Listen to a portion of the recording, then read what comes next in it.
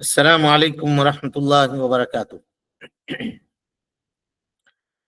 ان الحمد للہ نحمده ونستعینه ونستغفره ونعوذ باللہ من شرور انفسنا ومن سیئات اعمالنا من يهده الله فلا مضل له ومن يضلل فلا هادي له واشهد ان لا اله الا الله وحده لا شريك له واشهد ان محمدا عبده ورسوله اما بعد فإن خير الحديث كتاب الله وخير الهدي هدي محمد صلى الله عليه وسلم وشر الأمور محدثاتها وكل محدثة بدعة وكل بدعة ضلالة وكل ضلالة في النار۔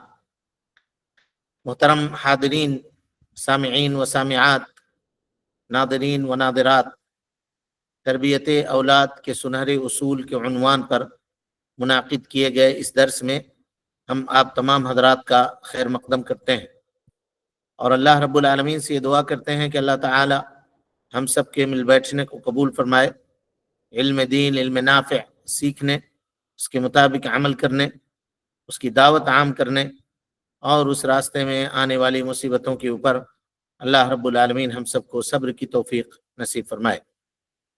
محترم حاضرین، کل کے درس میں یہ باتیں آپ کے سامنے آئی تھیں کہ بچوں کے تعلیم کی ذمہ داری یہ ماں باپ کے اوپر مشترکہ طور پر عائد ہوتی ہے، اور تعلیم کی ابتدا اور اس کی شروعات قرآن مجید کی تعلیم سے کرنی چاہیے، قبل اس کے کہ بچہ نماز پڑھنے کے لائق ہو۔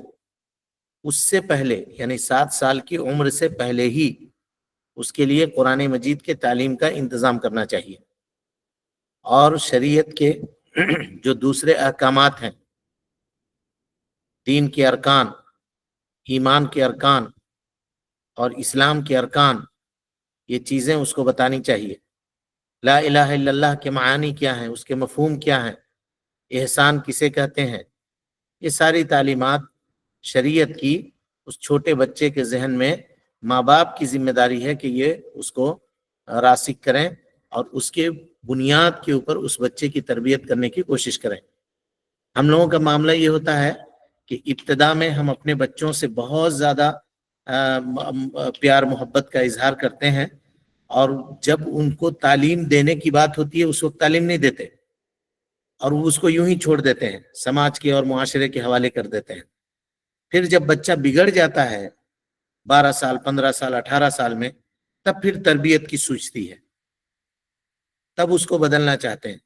ظاہر ہے اس کا بچپنا گزر چکا ایک طریقے کے اوپر، تو اب اس کو واپس پلٹانا یہ بہت مشکل ہے، بہت مشکل ہے۔ ہم نے اس کو بگڑنے دیا ہی کیوں؟ پہلے ہی سے اس کی تربیت ہمیں کرنی چاہیے تھی۔ اللہ کے نبی جناب محمد رسول اللہ صلی اللہ علیہ وسلم نے اس سلسلے میں زبردست رہنمائی کی ہے، جو اس رہنمائی کو چاہیے کہ ہر ماں اور ہر باپ اپنے گرہ سے اس کو باندھ لے۔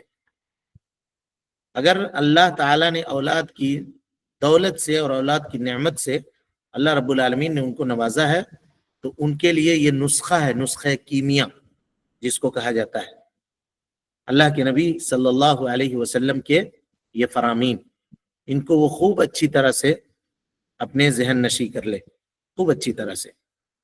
حضرت عبداللہ ابن عمر ابن عاص رضی اللہ تعالی عنہ کہتے ہیں کہ اللہ کے نبی صلی اللہ علیہ وسلم نے فرمایا، مروا ابناءکم بالصلاۃ لسبع، اپنے بچے کو 7 سال کی عمر میں نماز پڑھنے کا حکم دو، واضربوہم علی ترکھا ل10، 10 سال کے ہو گئے ہیں نماز چھوڑ رہے ہیں، اس کے اوپر ان کی پٹائی کرو، وفرقوا بینہم فی المضاجع، اور بچوں کے بستر کو الگ کر دو، یعنی 2 بھائی ہے ایک ساتھ نہ سونے دو، 2 بہن ہے ایک ساتھ ایک بستر کے اوپر، ایک کمرے پہ سو رہے ہیں، کوئی حرج کی بات نہیں ہے، لیکن ایک بستر پہ سو رہے ہیں تو نہیں۔ لیکن چلیے اگر گھر کی تنگی ہے اور کسی کے پاس جگہ نہیں ہے، اتنی فراوانی نہیں ہے، تو ایسی صورت میں اگر ایک بستر پہ سو بھی رہے ہیں تو درمیان میں کچھ چیزیں ایسی حائل کریں، اور جو چادر جو ہے اوڑھنے کا، جس کو وہ اوڑھے ہوئے ہیں، وہ کم سے کم الگ کریں، وہ کم سے کم دونوں کے لیے الگ کریں۔ اچھا تو یہ ہے کہ الگ الگ رکھیں، دونوں کو.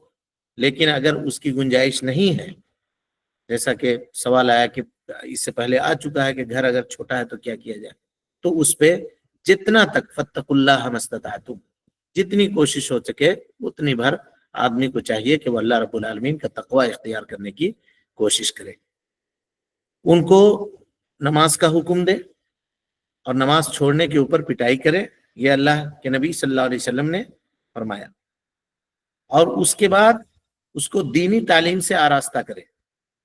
اور دینی تعلیم سے آراستگی کے اصولوں میں سے ایک اصل یہ بھی ہے کہ ان کے بستروں کو الگ کر دیا جا رہا ہے. یہ تربیت ہے تاکہ وہ دونوں ایک دوسرے سے الگ الگ رہیں، اور جو فاصلہ ہے دونوں کے درمیان اس فاصلے کا لحاظ رکھیں. پردہ، لباس اور زیب و زینت کی جب تعلیم ہوئی تھی تو وہاں پر یہ باتیں بتا دی گئی تھی کہ عام طور پر مرد حضرات یہ سمجھتے ہیں کہ مردوں کا مردوں سے کوئی پردہ نہیں ہے، اور خواتین یہ سمجھتی ہیں کہ خواتین کا خواتین سے کوئی پردہ نہیں ہے، جبکہ پردہ ہے. اور آپ وہاں پہ اس کی وضاحت دیکھ چکے ہیں اور وہاں پہ پڑھ چکے ہیں. اور اگر نہیں کسی کے ذہن میں بات ہے تو واپس پلٹیے اور وہاں جو دروس ہے ان کو سنیے، تاکہ وہ ساری باتیں آپ کے ذہنوں کے اندر تازہ ہو جائیں دوبارہ. تو سب سے پہلے ان کو جو تعلیم دی جائے گی نا وہ قرآن مجید کی تعلیم ہے. والد کے لیے، بچے کے والد کے لیے اور اس کے والدہ کے لیے یہ ضروری ہے کہ بچپنے کے اندر ہی اس کو قرآن مجید کی تعلیم دینا شروع کریں. اور والد کے اوپر یہ واجب ہے کہ بچے کو سختی نہ کرے. شروع میں اس کے اوپر سختی نہ کرے.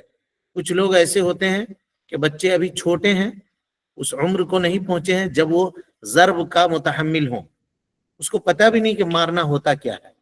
2 سال کا بچہ ہے، 3 سال کا بچہ ہے، اس کو مار رہے ہیں. اسے کیا معلوم ہے کہ مار کا کیا مطلب ہے؟ اور یہ ظلم ہے. اس سے چاہیے کہ اجتناب کرے، آدمی پرہیز کرے. بسا اوقات لوگ کوستے ہیں کہ تو نہ ہوتا تو اچھا تھا، تمہارے بغیر ہی ہم چین سے تھے. کبھی ایسا نہیں بولنا چاہیے. جن کے پاس اولاد نہیں ہے جا کر کے ان سے پوچھئے کہ اس نعمت کی کیا قدر ہے. کبھی اس طرح کا کام نہیں کرنا چاہیے. کچھ لوگ جو ہے بے رحمی سے ان کی پٹائی کر دیتے ہیں. 2 سال کا بچہ ہے، کوئی غلطی کر دیا یا رو رہا ہے یا کچھ ہے، ماں جھلا جاتی ہے، اٹھا کے پٹک دیتی ہے، یا والد اس کے جھلا جاتے ہیں، اس کو مار دیتے ہیں. 2 سال کا بچہ ہے، 3 سال کا، 5 سال کا بچہ ہے، اسے کیا معلوم ہے؟ وہ ضرب کا متحمل نہیں ہے. اور اگر ایسا چھوٹا بچے کو کوئی مارتا ہے تو شریعت کے قانون کے مطابق علماء کا یہ اس سلسلے میں یہ ہے کہ یقتص منہ، اس سے قصاص لیا جائے گا. متحمل نہیں ہے وہ. تربیت کا وہ طریقہ نہیں ہے کہ چھوٹے بچے کو آپ ماریں جب وہ جانتا ہی نہیں ہے کہ مار ہوتی کیا چیز ہے. اب اس کو مار رہے ہیں. اس کو صحیح طریقے سے سمجھائیے، اس کو بتائیے. تو کہا کہ والدین کے اوپر ضروری ہے، خاص طور پہ باپ کے اوپر یہ ضروری ہے کہ بچے کے اوپر ہاتھ نہ اٹھائے، سختی نہ کرے شروع میں، یہاں تک کہ 10 سال کا وہ ہو جائے. کیونکہ 10 سال سے پہلے وہ ضرب کا متحمل نہیں ہوتا. اور 10 سال میں شریعت نے یہ مارنے کا حد متعین کیا، یعنی اس سے پہلے اس کو نہیں مار سکتے. لیکن اب یہ سوال ہے کہ اس موبائل وغیرہ کے زمانے میں بچے جو ہے 6 سال 7 سال کے اندر ہی وہ کام انجام دیتے ہیں جو 12 سال 15 سال کا لڑکا اس زمانے میں انجام دیا کرتا تھا. تو اب ایسی صورت میں کیا کریں گے؟ تو ایسی صورت میں ماں باپ جس چیز کو مناسب سمجھیں اس کو اختیار کریں، لیکن بہت زیادہ سختی کرنے سے اجتناب کریں. اگر سختی اس مرحلے میں کی جاتی ہے ان کے اوپر تو ہوتا یہ ہے کہ ان کا خوف ان کے بچے کے اوپر طاری ہو جاتا ہے، اور جیسے آپ کی نگاہ بچے سے ہٹی وہ اس عمل کو کرنا شروع کر دے گا. اس سلسلے میں نبی صلی اللہ علیہ وسلم کی کیا رہنمائی ہے وہ ابھی ہم آپ کے سامنے لائیں گے. اللہ کے نبی جناب محمد رسول اللہ صلی اللہ علیہ وسلم بچوں سے شفقت کرتے تھے. آپ بچوں کے ساتھ نرمی برتتے تھے. ابھی آپ اس سے پہلے واقعہ پڑھ چکے ہیں کہ امامہ بنت زینب کو لے کر کے آپ نماز پڑھا کرتے تھے. اور اسی طریقے سے اللہ کے نبی صلی اللہ علیہ وسلم نے بچوں کو اچھا ادب دینے کا حکم دیا ہے. حضرت ابو سعید خدری رضی اللہ تعالیٰ عنہ اور حضرت عبداللہ ابن عباس رضی اللہ عنہما سے روایت ہے. وہ دونوں روایت کرتے ہیں، کہتے ہیں من ولد له ولد، جس کے گھر میں بیٹا پیدا ہو، فیحسن اسمہ، وہ اس کا اچھا نام رکھے، وادبہ، اور اس کو خوب اچھی طریقے سے ادب سکھائے، فَإِذَا بَلَغَ جب جوان ہو جائے فَلْيُجَوِّزْهُ تو اس کا نکاح کر دے. فَإِن بَلَغَ اگر بالغ ہو گیا اور اس نے اس کا نکاح نہیں کیا فَأَصَابَ إِثْمًا اور اس نے کوئی گناہ کیا فَإِنَّمَا إِثْمُهُ عَلَىٰ أَبِيهِ تو اس کا گناہ جو ہوگا وہ اس کے باپ کے سر جائے گا. دیکھا آپ نے کہا کہ اگر اللہ تعالیٰ نے کسی کو اولاد دی ہے تو اس کا اچھا نام رکھے، اس کی تربیت کا انتظام کرے، شرعی تربیت اس کو دے، اور دینے کے بعد اگر جوان ہو جائے تو اس کا نکاح کرے. اگر اس کے باوجود وہ نکاح نہیں کرتا ہے اور وہ بچہ کسی برائی کے اندر ملوث ہوتا ہے تو ایسی صورت میں اس کا گناہ اس کے والد کو بھی لگے گا. تو جان بوجھ کر کے جوان ہو جانے کے بعد، شادی کی عمر پہنچ جانے کے بعد جو گارجین بچوں کے نکاح نہیں کرواتے ہیں ان کو یہ سوچنا چاہیے اس مسئلے میں. یہ حدیث مشکات کے اندر ہے. علامہ البانی رحمۃ اللہ علیہ نے مشکات کی جہاں تخریج کی ہے وہاں پہ اس حدیث پہ کوئی حکم نہیں لگایا، اسکپ کر گئے. لیکن یہی حدیث سلسلہ احادیث الضعیفہ میں نے دیکھا کہ وہاں انہوں نے علامہ البانی رحمۃ اللہ علیہ نے اس حدیث کو ضعیف کہا ہے. بیہقی نے اس کو روایت کیا ہے، اصل روایت بیہقی کی ہے، اور بیہقی سے مشکات المصابیح والے خطیب تبریزی نے روایت کیا ہے، اور خطیب تبریزی کی کتاب مشکات المصابیح کی تخریج علامہ البانی نے کی ہے، وہاں پہ کچھ نہیں کہا. وہاں سے پھر جب سلسلہ احادیث صحیحہ کی طرف آپ پلٹیے گا تو وہاں علامہ البانی رحمۃ اللہ علیہ نے اس حدیث کو ضعیف قرار دیا. گرچہ یہ حدیث ضعیف ہے لیکن اس میں ایک تنبیہ ہے گارجینوں کے لیے، وہ یہ ہے کہ اگر آپ تعلیم نہیں دیتے ہیں اس کو، خیر اور شر کی تمیز اس کو نہیں سکھاتے ہیں تو ظاہر سی بات ہے اس کا وبال تو ہوگا نا آپ کو. اگر بچہ کو آپ صحیح تعلیم و تربیت سے آراستہ کرتے ہیں اور آپ کے انتقال کے بعد وہ نیکیوں کو انجام دیتا ہے تو آپ کے مرنے کے بعد بھی اللہ رب العالمین آپ کے کھاتے میں وہ نیکیاں لکھے گا. اور آپ نے اس کو یوں ہی چھوڑ دیا، اس کی تربیت کا انتظام نہیں کیا، خیر اور شر کی تمیز اس کو نہیں بتلائی، دین اور شریعت کی تعلیم اس کو نہیں دی اور اس کو بگاڑ دیا آپ نے، تو ظاہر سی بات ہے اس کا وبال تو آپ کے اوپر پڑے گا. کیوں آپ نے امانت کو ضائع کر دیا؟ اللہ رب العالمین اس کے متعلق آپ سے پوچھے گا ثم لتسألن یومئذ عن النعیم. قیامت کے دن اللہ رب العالمین نعمتوں کے متعلق پوچھے گا. تو نعمت سے خالی یہی تھوڑی مراد ہے کہ جو ہم کھا رہے ہیں وہی نعمت ہے، جو پیسہ ہے ہمارے پاس وہی نعمت ہے، جو بینک بیلنس ہے ہمارے پاس وہی نعمت ہے. تمام نعمتوں میں سب سے بڑی نعمت اولاد بھی ہے، اولاد بھی ہے نعمت اللہ رب العالمین کی. اور اس کو اگر کوئی آدمی ضائع کرتا ہے تو وہ کیا سوچ رہا ہے کہ اللہ رب العالمین اس سے نہیں پوچھے گا؟ ضرور پوچھے گا. اللہ تعالیٰ نے صلاحیتیں رکھی ہیں، ہر ایک کو ہر ایک صلاحیت کے اوپر پیدا فرمایا ہے. آپ اگر اس کی تربیت کیے ہوتے، اس کو اچھا تعلیم دیے ہوتے، اس کے لیے اچھی پرورش کا انتظام کیے ہوتے تو آگے چل کر کے ہو سکتا ہے وہ کسی بڑے معاملے کے اوپر فائز ہوتا، دین کی خدمت کرتا. اللہ تعالیٰ نے اس کو جو ذہن رساں عطا کی تھی اس کے استعمال کا طریقہ آپ نے اس کو نہیں سکھایا بچپنے میں. نتیجہ یہ ہوا کہ وہ راستہ بھٹک گیا. کل قیامت کے دن آپ مجرم ہوں گے اس بچے کا کہ آپ نے اس کے لیے انتظام نہیں کیا. اب یہاں پہ یہ سوچنا چاہیے ہر گارجین کو کہ کیا اس نے اپنے بچے کے لیے دینی تعلیم کا انتظام کیا ہے؟ مشین بنا کر کے رکھ دیا ہم لوگوں نے اپنے بچے کو، پیسہ کمانے کا مشین.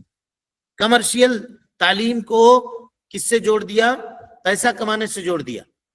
اب وہ تعلیم ماں باپ اخذ کرتے ہیں یا لینا چاہتے ہیں یا اپنے بچے کو دینا چاہتے ہیں جس تعلیم کے اندر جتنا جلدی ہو سکے لڑکا ارننگ ہینڈ ہو جائے، کمانے لگے. کہتے ہیں اپنے پاؤں پہ کھڑا ہو جاؤ، نوکری کرو، چاہے نماز پڑھو چاہے نہ پڑھو، چاہے شریعت کے بارے میں تم کو معلوم ہو یا نہ ہو، چاہے استنجا کے آداب تمہیں آتے ہوں یا نہ ہوتے ہوں، اس سے مطلب نہیں ہے. پیسہ کمانا آنا چاہیے، یہ امپورٹنٹ ہے، یہ ضروری ہے. تو قسم اللہ کی اولاد کو ضائع کرنا ہوا. اور ایسے گارجین کو اس حدیث کے سے ڈرنا چاہیے. اگرچہ حدیث ضعیف ہے لیکن میں آپ کو بتا رہا ہوں کہ اگر آپ فائدہ اٹھا رہے ہیں اپنی اولاد سے تو نقصان کون اٹھاوے گا اگر آپ نے اس کو ضائع اور برباد کیا ہے تو؟ لہذا گارجین کے لیے یہ خطرے کی گھنٹی ہے اس حدیث کے اندر کہ اگر وہ اپنے منصب سے اور اپنی ذمہ داری سے اگر وہ پہلو تہی کرتے ہیں اور اپنی ذمہ داری سے جی چوراتے ہیں تو ان کے لیے ان کو یہ سخت معاملے کے لیے تیار رہنا چاہیے۔ اسی لیے پیارے مصطفیٰ صلی اللہ علیہ وسلم چھوٹے بچوں کا بہت خیال رکھتے تھے، ان کو ادب دیتے تھے، یہاں تک کہ کھانے اور پینے کی چیزوں میں بھی اللہ کے نبی صلی اللہ علیہ وسلم نے بچوں کو ادب دیا۔ عمر ابن سلمہ رضی اللہ عنہ آپ کے پاس آئے، کھانا کھا رہے تھے بیٹھ کر کے، اور کھانے میں کبھی ہاتھ ادھر لگا رہے ہیں، کبھی ہاتھ ادھر لگا رہے ہیں، پورے برتن کے اوپر ہاتھ ادھر ادھر ڈال رہے ہیں۔ تو اللہ کے نبی صلی اللہ علیہ وسلم نے کیا کہا یا غلام، اے چھوٹے بچے، سم اللہ، بسم اللہ کہو، وکل بیمینک، داہنے ہاتھ سے کھاؤ، وکل مما یلیک، جو تمہارے سامنے ہے وہاں سے کھاؤ، پورے پلیٹ میں ادھر ادھر ہاتھ کیوں ڈالتے ہو؟ یہ ادب کے خلاف ہے۔ نبی صلی اللہ علیہ وسلم نے اس بچے کو ادب دیا، یہ نہیں کہا کہ بڑا ہو جائے گا تو سیکھ جائے گا، چھوڑ دو ابھی اس وقت۔ اسی طریقے سے اللہ کے نبی جناب محمد رسول اللہ صلی اللہ علیہ وسلم کے چچا زاد بھائی ہیں حضرت عبداللہ ابن عباس رضی اللہ عنہما، آپ نے ان کو بلایا، چھوٹے بچے تھے، کیا کہا دیکھیے، کہا یا غلام، اے بچے، انی اعلمک کلمات، میں تمہیں چند باتیں سکھا رہا ہوں، اس کو ذرا یاد کرو، احفظ اللہ یحفظک، اللہ رب العالمین کی حفاظت کرو، اللہ تمہاری حفاظت کرے گا۔ تم اللہ کی حفاظت کرو، اللہ تمہاری حفاظت کرے گا۔ اللہ کی حفاظت کوئی کیسے کرے گا؟ اللہ کی شریعت کی حفاظت کرو، اللہ کے دین کی پاسداری کرو، اللہ رب العالمین کی شریعت کے اوپر عمل کرو۔ کہا احفظ اللہ تجدہ تجاہک، اللہ کی حفاظت کرو، اللہ کو تم اپنے سامنے پاؤ گے، یعنی اللہ کی نصرت، اللہ کی مدد، اللہ کی تائید تمہارے سامنے ہوگی، کہیں پر فیلیور نہیں ہوگے، کہیں پہ اللہ رب العالمین اپنی مدد تمہارے سر سے نہیں ہٹائے گا۔ اللہ رب العالمین کی حفظ میں، اس کے رعایت میں، اس کے دیکھ ریکھ میں تم رہو گے، کسی میدان میں تم ناکام نہیں ہوگے اگر تم نے اللہ رب العالمین کو پہچانا اور اللہ رب العالمین کی شریعت کے اوپر عمل کرنا شروع کیا تو۔ اور اس کے بعد کہا اذا سألت، جب مانگنے کی ضرورت پڑے، فصل اللہ، اللہ سے مانگنا، وَإِذَا اسْتَعَنْتَ فَاسْتَعِنْ بِاللَّهِ، جب مدد کی ضرورت پڑے تو اللہ رب العالمین سے مدد طلب کرنا۔ اور اس کے بعد کہا وَعْلَمْ، یہ جان لینا، ان الامہ، اگر پوری کی پوری امت مل کر کے، لو اجتمعت، اکٹھی ہو جائے، علی ان ينفعوک بشیء، کہ تمہیں کوئی چیز فائدہ پہنچائے، شیء نکرہ ہے، عموم کے لیے آیا، چھوٹی سی چھوٹی چیز اگر پوری امت مل کر کے تمہیں دینی چاہے، نہیں دے سکتی ہے۔ لم ينفعوک الا بشیء قد کتبہ اللہ لک، مگر اتنا ہی جتنا اللہ تعالیٰ نے تمہاری تقدیر میں لکھ دیا ہے۔ وَلَوْ اجْتَمَعُوا عَلَىٰ أَن يَضُرُّوكَ بِشَيْءٍ، اور اگر پوری امت اکٹھا ہو جائے، پوری دنیا کے لوگ اکٹھا ہو جائیں کہ تمہیں وہ نقصان پہنچا دیں، لم يضروک، تمہیں نقصان نہیں پہنچا سکتے، الا بشیء قد کتبہ اللہ علیک، مگر اتنا ہی جتنا اللہ رب العالمین نے تمہاری تقدیر میں لکھ دیا ہے۔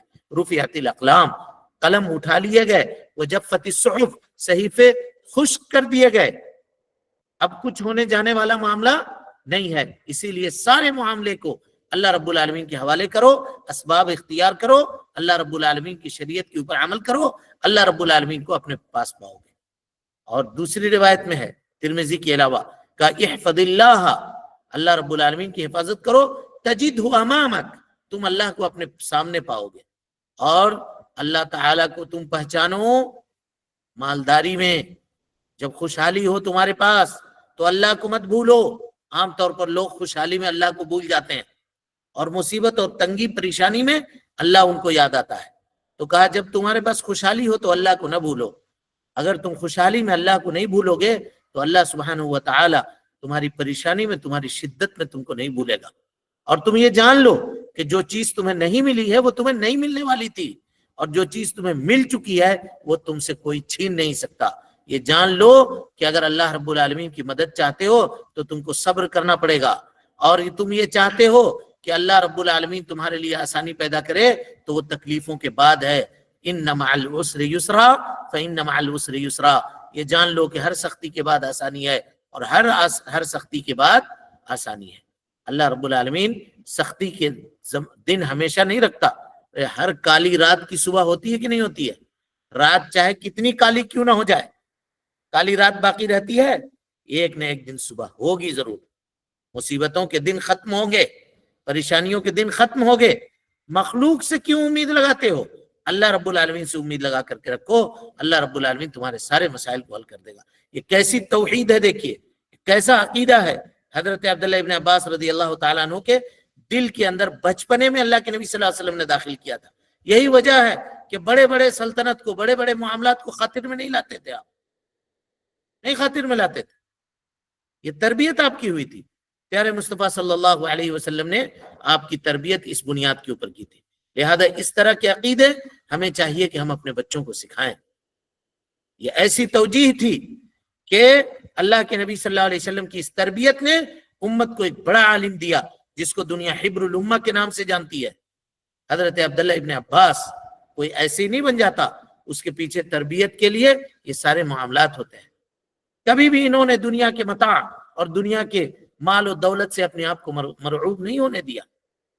ہمیشہ علم سے اور تعلم سے جڑے رہے اور اس کے اوپر یہ قائم رہے. شاگردوں کو پیدا کیا اور علم دین جو کچھ انہوں نے سیکھا تھا اس کو لوگوں تک پھیلایا اور عام کیا. یہ اللہ کے نبی جناب محمد رسول اللہ صلی اللہ علیہ وسلم کی تربیت کا طریقہ تھا جو آپ اپنے بچوں کو کیا کرتے تھے. ایک مشہور تاریخ کی کتاب ہے جسے دنیا تاریخ ابن خلدون کے نام سے جانتی ہے. ابن خلدون نے ایک عبارت لکھی ہے، ضروری ہے کہ اس عبارت کے اوپر ہم لوگ غور کریں. کہتے ہیں وہ، اعلم، جان لو، ان تعلیم الولدان للقرآن شعار من شعائر الدین.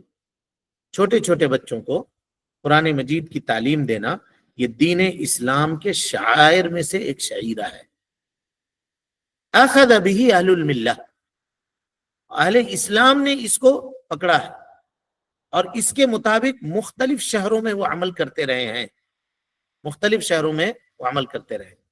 ہاں ایسا ہو سکتا ہے کہ کسی بھی معاشرے اور کسی بھی سماج کے اعتبار سے اور کسی بھی علاقے کے اعتبار سے تعلیم کی ترجیحات الگ ہو سکتی ہیں، لیکن بچپنے کے اندر جس تعلیم کو بچے کے سینے کے اندر گارجین کو چاہیے کہ وہ راسخ کریں وہ علم دین ہے، قرآن کی تعلیم ہے، نبی صلی اللہ علیہ وسلم کے حدیث کا علم ہے. اس کو سکھائیں. اور جب بچپنے میں ہم اس کو یہ چیزیں سکھا دیں گے تو اس کے دل کے اندر یہ چیز راسخ ہو جائے گی اور اس کے بعد اس کو کوئی بھی بدل نہیں سکتا، کوئی بھی اس کو تبدیل نہیں کر سکتا. یہ بات میں کئی مرتبہ آپ کے سامنے کہہ چکا ہوں. ہمارا معاملہ یہ ہوتا ہے کہ ہم دین کے نام پر چاہے بیٹا ہو یا بیٹی ہو صرف اتنے ہی بتاتے ہیں کہ بیٹا تمہارا نام مسلمان ہے، بس اس کے علاوہ اور کچھ نہیں، اور وہ کچھ نہیں جانتا. نتیجہ کیا ہوتا ہے اس کا نتیجہ یہ ہوتا ہے کہ عشق و معاشقے کے چکر میں چاہے لڑکا ہو چاہے لڑکی ہو جیسے گرفتار ہوتا ہے اس کو اپنا سرنیم چینج کرنے میں کوئی دقت نہیں ہوتی ہے، کیونکہ اسے معلوم ہی نہیں ہے کہ لا الہ الا اللہ کی بنیاد ہے کیا چیز. یہی تمہاری جنت جانے کی چابی ہے، یہی جنت کا ٹکٹ ہے. اسے معلوم نہیں، وہ یہ سمجھتا ہے کہ جو کچھ ہے یہی دنیا کی زندگانی ہے. تو سرنیم چینج کرنے میں اسے کیا دقت ہے؟ اس کے بعد لوگ واویلا مچاتے ہیں، کہتے ہیں کہ یہاں فلاں یہ ہوا، فلاں یہ ہوا، وہاں اتنے لوگ ایسے ہو گئے، وہاں اتنے لوگ ایسے ہو گئے. تو کیوں نہیں ہوں گے؟ آپ نے کیا تربیت کی ہے؟ آپ نے کیا تعلیم دی ہے؟ افسوس کا مقام ہے، ہمیں یہ کہنا پڑتا ہے کہ ایک بچہ یا ایک بچی جس کی پرورش 18 سال 19 سال تک اس کے ماں باپ کرتے ہیں، وہ اپنے مینرز اس کے اندر منتقل نہیں کر پاتے کہ 8 دن ملتا ہے ایک لڑکا اور بچی کو بہلا کر کے لے کے چلا جاتا ہے. شرم آنے والی بات ہے نہیں ہے؟ بتائیے کیوں نہیں آپ نے اس کو تعلیم دی؟ کیوں شریعت کا علم نہیں سکھایا؟ کیوں نہیں بتایا کہ یہ حلال ہے یہ حرام ہے؟ تمہارا دائرہ یہ ہے، کیوں نہیں اس کو بتلایا؟ نہیں، ہمارے پاس وقت کہاں ہے؟ اب آپ دیکھ لیجئے جو تعلیم کا نظام بنایا گیا ہے اس نظام کے اندر بچوں کے لیے یہ وقت ہی نہیں ہے. مساجد کے اندر اگر فری مکاتب کا انتظام بھی کر دیا جائے تو لوگ کہتے ہیں کہ مولوی صاحب ہمارے بچے کے پاس اتنا وقت ہی نہیں ہے. اسکول سے آتا ہے ٹیوشن جاتا ہے، ٹیوشن سے آتا ہے ہوم ورک کرتا ہے، کچھ بھی اب اس کے پاس ذرہ برابر بھی وقت نہیں ہے. تھوڑی دیر میں وہ ٹی وی دیکھتا ہے یا کھانا کھاتا ہے، ذرا دوستوں سے بات چیت کرتا ہے اور پھر اس کے بعد سو جاتا ہے. پھر کل صبح اٹھ کر کے پھر 6 بجے بستہ لاد کر کے وہ اسکول چلا جاتا ہے. یہی وہ بچہ ہوگا کل قیامت کے دن آپ کا گریبان پکڑ لے گا کہ جو ڈگریاں آپ نے دلائی ہیں ہمیں، جس کے لیے جاڑا ہو کہ گرمی ہو کہ برسات ہو صبح صبح دوڑا دیتے تھے اٹھا کر کے، وہ ڈگریاں یہاں چل نہیں رہی ہیں. قبر میں فرشتہ دیکھ کر کے اس کو ریجیکٹ کرتا ہے اللہ رب العالمین کے یہاں یہ نہیں چل رہی ہے، کیا کہیے گا آپ اس کو؟ کیا کہیے گا کہ بیٹا ہم چاہ رہے تھے کہ تو میرے بڑھاپے کا سہارا ہو، بیٹا سوکھی روٹی لا کر کے عزت سے کھلائے، یا آپ کے لیے زیادہ بہتر ہے اس بریانی سے جو بے دین ہو کر کے آپ کو دے، سے بہتر ہے. کیونکہ دنیا کی یہ زندگی ابتلا کی ہے، آزمائش کی ہے، یہ کٹے گی.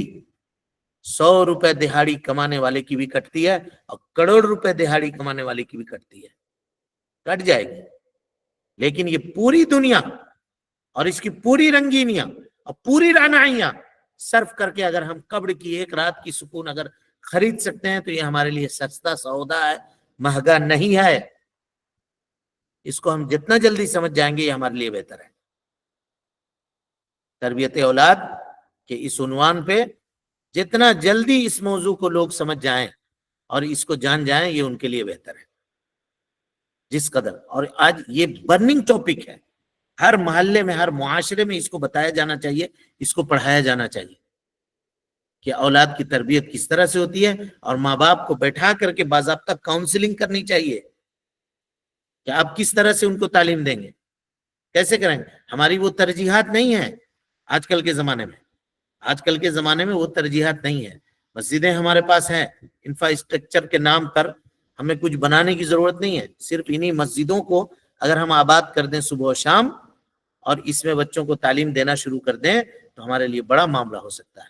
تربیت کے جو اسلوب ہیں وہاں پر ہم اس کی گفتگو آپ کے سامنے کریں گے. لیکن قوم کے ذمہ دار بھی غافل ہیں اور اولیاء الامور جو بچوں کے ذمہ دار ہیں وہ بھی اس سے غافل ہیں. عقیدہ کے بارے میں کچھ پتا نہیں، اللہ تعالیٰ کی معرفت تک نہیں، اللہ تعالیٰ کے کتنے نام ہیں یہ نہیں معلوم ہے، نبی صلی اللہ علیہ وسلم کے کیا نام ہیں یہ نہیں معلوم ہے. پھر ہم ہیں کہاں آخر؟ ہمارا معاملہ کیا ہے؟ تو امت اسلام اس وقت خیر اور برکت میں رہی جب تک اس نے شریعت کو حرز جا بنایا، اور جیسے اس نے شریعت سے بے رغبتی اختیار کرنا شروع کر دیا اللہ تعالیٰ نے ذلت و پستی اس کے مقدر بنا دیا. ان تمام گفتگو کا خلاصہ یہ ہے کہ والد کو چاہیے اور والدہ کو چاہیے کہ وہ اپنے بچوں کی، چاہے لڑکا ہو یا لڑکی ہو، اللہ تعالیٰ کی اطاعت اور اللہ رب العالمین کی فرما برداری کے اوپر ان کی پرورش کریں. ان کی پرورش کریں. کیسے پرورش کریں گے؟ اس کے لیے کیا طریقہ کار ہوگا؟ سب سے پہلا طریقہ ان کی ایمانی تربیت کریں. جب بچہ ٹوٹی پھوٹی زبان میں کچھ کچھ کلمے بولنے کے لائق ہو جائے، کچھ کچھ بول رہا ہو، تو سب سے پہلی چیز اس کو لا الہ الا اللہ کی تلقین کریں، سکھائیں اس کو لا الہ الا اللہ. اور جیسے وہ عقل ہو، تھوڑی سمجھ بوجھ اس کے اندر ہو، اس کو حلال و حرام کے بارے میں بتائیں کہ یہ چیز حلال ہے، یہ چیز حرام ہے، یہ درست ہے، یہ درست نہیں ہے، یہ جائز ہے، یہ ناجائز ہے، اس کو یہ بتلائیں. اسی طرح سے اس کو 7 سال کی عمر میں نماز پڑھنے کا حکم دیں، اور اس کو ادب دیں کہ وہ اللہ سے محبت کرے، اللہ کے نبی جناب محمد رسول اللہ سے محبت کرے، قرآن مجید سے محبت کرے، اور اس کو ایمان کے ارکان، اسلام کے ارکان، اور اسی طرح سے احسان کے ارکان، ایمان کہتے کس کو ہیں، اسلام کہتے کس کو ہیں، احسان کس کو کہتے ہیں، یہ ساری چیزیں اس کو بتلائیں. اب آج کل کے زمانے میں یہ چیزیں ہوتے ہیں کہ یہ کون سیکھے گا؟ اب مدرسہ میں پڑھا رہے ہیں کیا بچے کو؟ یہ سب تو مدرسہ میں پڑھنے والا سیکھے گا. بھائی مدرسہ میں پڑھنے والا نہیں، مسلمان کو سیکھنا ضروری ہے. یہ کیوں نہیں سمجھتے ہیں لوگ؟ کب سمجھیں گے اس کو؟ مسلمان ہو ہی نہیں سکتا جب اتنی بات کو جانے گا ہی نہیں. فَاعْلَمْ أَنَّهُ لَا إِلَهَ إِلَّا اللَّهُ بَابُ الْعِلْمِ قَبْلَ الْقَوْلِ وَالْعَمَلِ طَلَبُ الْعِلْمِ فَرِيضَةٌ عَلَى كُلِّ مُسْلِمٍ. یہ سب کیا معنی ہے اس کا؟ ان سب چیزوں کا کیا معنی ہے؟ یہی ہے سمعت الناس یقولون فقلت بمثلهم، میں نے لوگوں کو دیکھا ہے کہ وہ بول رہے ہیں، ہم بھی ان کے پیچھے پیچھے بولنا شروع کر دیا. بھائی ہم نماز پڑھ رہے ہیں، کاہے پڑھ رہے ہیں؟ کہاں حکم ہے نماز پڑھنے کا؟ یہ تو بتائے گا نا بچہ. نہیں بتائے گا اس کا مطلب یہ ہے کہ وہ پڑھم پڑھا ہے، باپ کو دیکھا تھا، ماں کو دیکھا تھا، یا گاؤں سماج معاشرے محلے والے کو دیکھا تھا کرتے ہوئے، وہ بھی کر رہا ہے پیچھے پیچھے.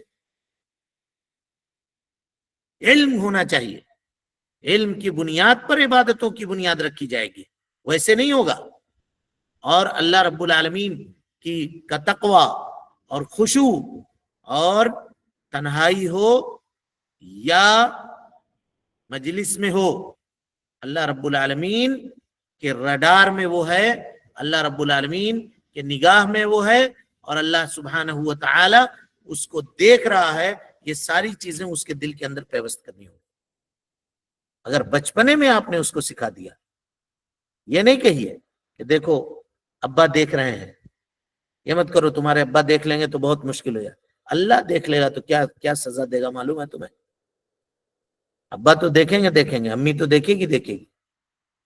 یہ اسی طریقے سے دوسرا اسٹیپ جو ہے، اس کے دل کو حسد سے، بغض سے، عداوت سے، دیکھیے حسد اور عداوت یہ پیدا کرنے والے ماں باپ ہی ہوتے ہیں، یقین مانیے آپ، ابھی بات آئے گی آپ کے سامنے، ماں باپ ہی ہوتے ہیں۔ جیسے دیا، 2 بچے ہیں یا 3 بچے ہیں کسی کے پاس، ایک بچہ کو کچھ دیا، فوراً اس کو کہہ دیا بابو چھپا لو، تمہاری بہن کو مت دکھانا، چھپا کھا لو، جلدی سے کھا لو، ادھر بیٹھو کھا لو یہاں پہ۔